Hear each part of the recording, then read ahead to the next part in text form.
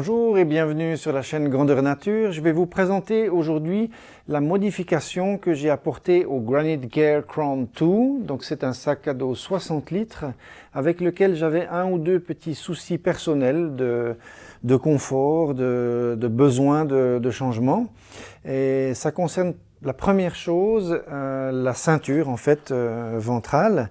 Donc, comme je l'ai expliqué dans sa vidéo de présentation du sac à dos, ici, que vous avez le lien, la ceinture est très souple et très minimaliste et n'a pas un excellent, à mon avis, report de charge. En tout cas, on peut s'en contenter, ça c'est sûr. On peut porter donc maximum 15 kg selon le constructeur. Mais j'ai constaté qu'à partir de 10 kg, la chose devenait un peu plus difficile, que la ceinture avait tendance un peu à s'affaisser, le sac à dos avec, donc on sentait plus la reprise sur les épaules. J'ai donc cherché à savoir si je pouvais modifier cette ceinture d'origine. Est-ce que je pouvais coudre quelque chose, renforcer en fait la ceinture elle-même ou l'attache, enfin voilà. C'était un peu compliqué et puis surtout il existe sur le marché différentes ceintures comme celle-ci que j'ai trouvée finalement après pas mal de recherches et qui vont me permettre de modifier directement la ceinture entière elle-même. Sur ce sac à dos, la ceinture est donc polyvalente, donc elle fera plusieurs tailles. Ça veut dire que c'est une ceinture refit qui est en deux parties avec du velcro et qui peut s'adapter à votre tour de hanche. C'est très appréciable et pour moi c'était donc du coup beaucoup plus facile vu qu'elle n'est pas cousue directement sur le sac à dos mais glissée dans cette poche ici dans le dos du sac. Donc, j'ai mesuré un petit peu, regardé tout ça, et puis je me suis mis à chercher chez Deuter, chez Osprey. J'ai un autre sac à dos, le Xenith 75. Sa ceinture à lui passe ici, donc elle est aussi amovible et elle est très très bien en fait sur ce sac à dos. Simplement, elle est vraiment lourde, très grosse. C'est un autre style de portage, puis c'était un peu surdimensionné par rapport à ce sac et j'augmentais trop le poids. Ça me faisait trop de différence, on était presque à 240 grammes. Donc du coup j'ai dit bon, il faut que je trouve quelque chose d'un peu plus léger. J'ai finalement trouvé chez Six Moons Designs, et là c'est une ceinture en fait standard chez eux, qu'ils appellent standard, avec une amélioration du portage. Ça veut dire qu'on a une plaque rigide. Et puis, on va pouvoir l'adapter sur ce sac à dos. Donc, je vais déjà vous montrer comment on enlève la ceinture. Donc, c'est vraiment simple. Il y a juste un velcro à l'intérieur. Donc, il suffit de passer les mains, défaire le velcro et glisser. C'est fait. Pour celle-là, c'est tout simple parce que c'est une ceinture très souple. On voit vraiment ici cette souplesse. C'est pas grand chose, je dirais. C'est vraiment ça que je voulais changer. Et donc on peut l'adapter. On voit ici les deux parties et puis on va simplement coller à la longueur qu'on veut. Une autre chose que je trouvais dommage sur cette ceinture, c'est la petitesse de ces poches ici de ceinture. Comme on est en plus dans l'endroit où la ceinture tourne autour de nos hanches, on n'est pas dans un bout droit, on perd en plus de la place. Donc on ne mettait vraiment pas grand chose là-dedans. J'avais de la peine à faire entrer un Samsung S6 pour référence avec une fourre de protection. C'était un peu difficile, donc on ne mettait pas grand chose. Et voilà, ça c'est aussi quelque chose que je trouvais dommage. Donc j'ai tenu à l'améliorer. Donc elle convient très bien cette ceinture, mais à mon avis pas des charges en dessus de 10-12 kg. Après ça devient un petit peu, à mon avis, léger. Mais en même temps, on peut s'en contenter, pas de souci. La ceinture d'origine pèse 187 grammes. La ceinture Six Moons Design pèse 347 grammes, ce qui me fait une augmentation du poids du sac à dos de 160 grammes. Ça reste appréciable, disons, pour moi, c'est ok, ça passe par rapport au confort que je gagne, et là c'est vraiment quelque chose qui est différent. Vous voyez ici les poches qui sont d'une plus grande capacité, donc là on peut vraiment commencer à mettre des barres de céréales en plus du smartphone, des lunettes, une boussole, enfin je veux dire, on a une chouette capacité, ça c'est sympa aussi. On a sur cette ceinture un double réglage, ça veut dire que on peut régler à la fois le haut de la ceinture ou le bas pour plus de serrage, pour qu'on puisse vraiment bien venir s'appuyer sur les os de la hanche ici, avec un clip simple. Il y a une rigidité, on sent vraiment alors la différence, elle est très large. Ça veut dire qu'elle va vraiment venir s'encastrer ici dans le dos. On retrouve des surfaces en velcro mâle ou femelle qui vont donc s'agripper quand même aussi ici sur le velcro à l'intérieur. Donc ça c'est déjà aussi une autre facilité d'installation. Et du coup on arrive à la glisser sans trop de problèmes. Il faut un petit peu y aller pour la passer, mais voilà. Donc je vais tenter le coup ici maintenant. Il faut juste la mettre à l'endroit. Voilà, il faut arriver à prendre tout ça. Et puis le souci c'est juste de relever le scratch pour pas qu'il prenne directement le rembourrage de la ceinture. Alors cette ceinture elle a un rembourrage on va dire relatif. C'est pas quelque chose non plus qui est très haut. Donc on va avoir un certain confort, ça c'est sûr, mais pas non plus quelque chose d'extraordinaire.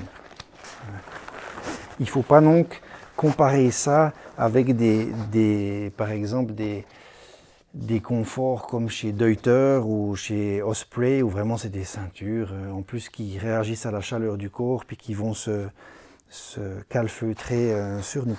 Là on est dans quelque chose d'assez simple, il y a je dirais 1 cm de mousse, d'une mousse qui est assez compacte mais qui fait largement l'affaire, respirante, donc il y a un filet stretch par-dessus.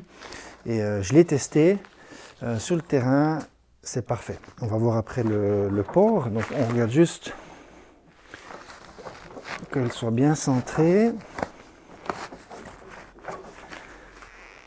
Voilà, je presse une fois et voilà, ma ceinture est installée.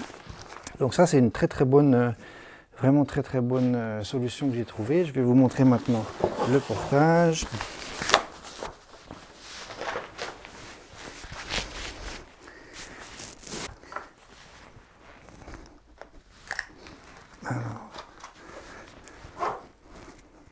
Donc ici, on a la ceinture qui est le modèle large, très agréable maintenant à mon avis. Donc là, j'arrive vraiment à avoir un soutien qui est idéal. Ça me reprend vraiment bien sur les hanches, aucun souci de portage. En fait, j'ai quasi plus rien là sur les épaules.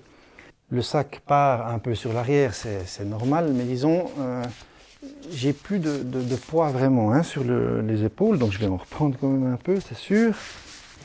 Voilà. Là, j'ai quelque chose pour moi qui est vraiment idéal et un portage super confortable. Voilà une des autres modifications ou apports que j'ai fait au sac, c'est ces 2 poches Z-Pack. Z-Pack est une entreprise aussi américaine qui fait dans l'ultra léger. Les 2 poches font 33 grammes, les 2. C'est un apport supplémentaire de poche, notamment pour l'eau. Ça veut dire que personnellement, moi j'ai de la peine à arriver ici je peux la sortir, la bouteille d'eau, relativement facilement, mais pour la remettre, c'est vraiment difficile. J'aime pas avoir le sac qui est large, donc pour pouvoir aller le chercher, voilà, c'est pas non plus un accès qui est très pratique, qui n'est pas bien prévu, on va dire, bien construit. Je suis plus très souple. Du coup, j'aime bien pouvoir avoir mon eau. En fait, j'avais avant les poches à eau. J'ai abandonné les poches à eau pour la simple et bonne raison que une fois qu'on a le sac qui est plein, si on doit la re-remplir, bon ben la sortir c'est facile, elle est vide, mais une fois qu'on a re-rempli par exemple 2 ou 3 litres, pour la remettre dedans c'est juste l'enfer. Moi je préfère poser le sac, avoir accès à mes bouteilles d'eau et puis pouvoir en avoir des petites ici de demi-litres ou même de 33. Ce qui permet d'avoir des petites doses, mais de pouvoir garder ce qui était super avec les poches à eau. Ça veut dire qu'on se garde bien hydraté parce que c'est facile d'accès. C'est clair que quand on doit aller chercher ici ou s'arrêter, poser le sac à dos à chaque fois qu'on veut boire, on a tendance à moins le faire. Et du coup, j'ai trouvé que c'était une bonne solution. Maintenant, ces poches Zipax sont avec un petit filet sur l'avant, donc ça nous permettrait par exemple même de mettre un smartphone ici sur l'avant simplement, ou dans la poche. Ces poches se fixent tout simplement en fait avec des élastiques et un cordon de serrage sur les sangles d'épaule. On voit qu'il y a bien de la place, hein. Je peux vous montrer un autre exemple. 75 centilitres, donc c'est plus qu'un demi-litre, c'est aussi assez large, ça rentre sans problème.